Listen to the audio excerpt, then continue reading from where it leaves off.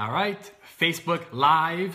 We are here at our home table, and this is called the Home Team. I'm Dr. Serrano, my wife Jessica, and we love this. We love doing this because this is a time where we get to just share how we live behind the scenes. You know, a lot of people ask all the time, you know, what does it look like at your house? How do you live out all these principles of chiropractic and health at home? So that's what this is about. So, you know, one of the reasons we really do this and the heart behind this is that we care about your family. And we want to just navigate the spiritual, mental, and physical challenges that we all face when it comes to our health and really having a healthy family and a healthy home. We want to share those with you guys. So as people start getting on, make sure that you say hi to us, like this at any point throughout the time here, and share it so that we can spread this message of health and healing. So, want to go on? Yeah. Nathan? Just a little review about last week. Yes.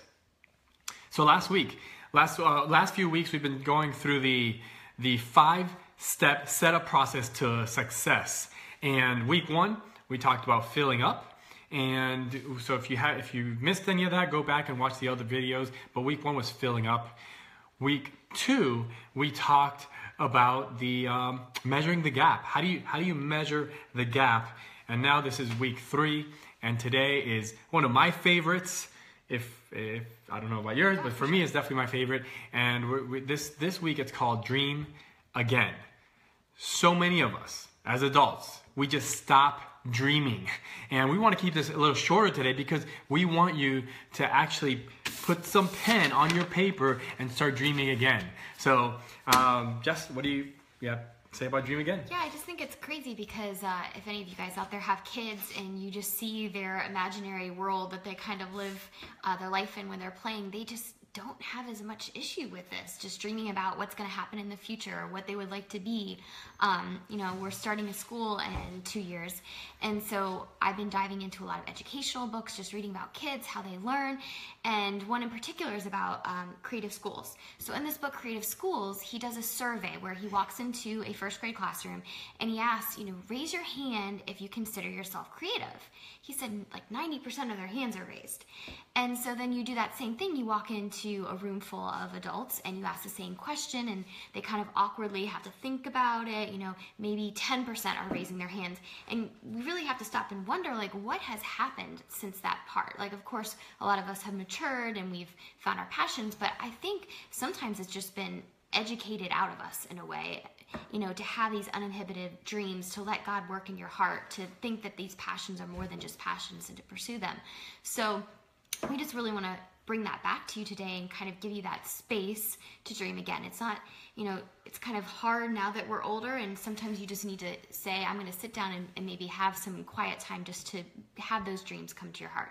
And there's never a bad time to dream, whether you're a mom of 4 kids or a business owner, whatever it is. So we just wanted to kind of take you through the steps today of how to dream again. Yeah, and it's just crazy to me that we stop dreaming. That's like my favorite thing to do. I'm driving. Yeah, I know. I'm driving down the road and I'm like, my mind's in the clouds. It's dreaming, and I think sometimes we think it's just kind of, we're not going to think about this or think about our future until like December 31st comes and let me write some things on paper. There's always a good time to dream. Every day is a great day to dream. So one of the things that we do, and the 5 steps that we're going through, this is something that we've incorporated to start doing. We used to do this once a year, just the beginning of the year, but now every quarter we're going to sit down and we're going to go through the 5 steps that we're going through with you guys, because in 3 months, the whole world, I mean, things change. Things, and our dreams get bigger, or things, you know, life happens. So we want to make sure that we're constantly dreaming again and doing these 5 steps. So how do you dream again? Last week, you guys, we went through the wheel of life, and we gave you 8 categories. We gave you categories as your financial health, your spiritual health. We gave you family health. We gave you your physical health. I don't know if I said that or not yet. You know, we gave you the 8 categories. If not, go back and see. I've listed them in the comments there. So once you rated yourself 0 to 10 in those categories, this week, how do you dream again? We're always saying is, hey, pick one category. What's that one category you want to dream again? And today, take 5 minutes, take 10 minutes, uninhibited. Don't think about goals and do they have to be like specific and well written, all that stuff. Just dream. You know, for me, for example, last time I did this, let me pick a category, like family category. I knew that my family, when I looked at my wheel, my family category was a little low. I didn't feel like I was spending enough time, quality time with my family and just specifically with that. So one of my dreams, and which ends up being a goal this quarter, was I want to spend at least one day every week with each particular person in my family. One day with my daughter, one day with my son, so a specific, not a full day, but specific hours with them. Our date nights again, like make sure that those are in place, and we did that. I put that as a dream. I made it a goal, and that's been happening now this whole quarter. So. And a couple things about that too is, especially with me, one of the reasons I wasn't writing these down is because my brain automatically goes to, how am I going to accomplish this? When is this going to happen? And you really have to just put down, like, how has God been stirring your heart? How do you want to interact with other people? What kind of legacy would you like to leave?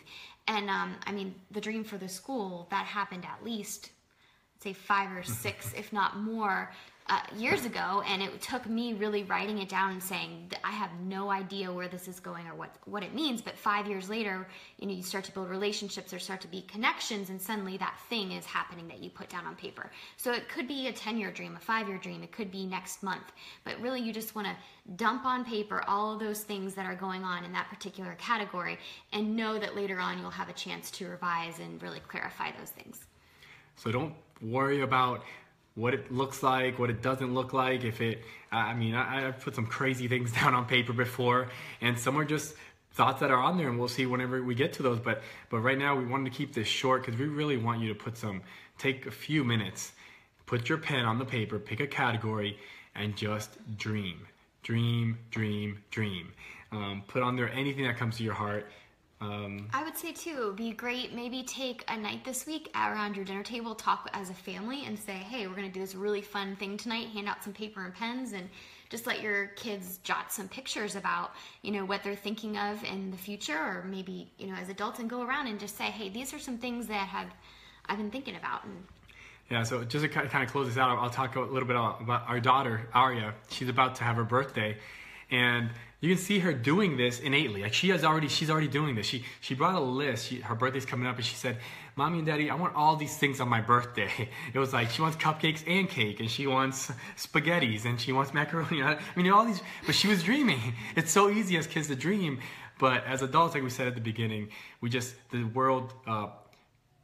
What did you say? It kind of just limits. It limits us. It just stops us from dreaming again. So take a few minutes, pick a category, dream again. Next week we're going to go over the last 2 steps, and it's kind of neat how it ended up.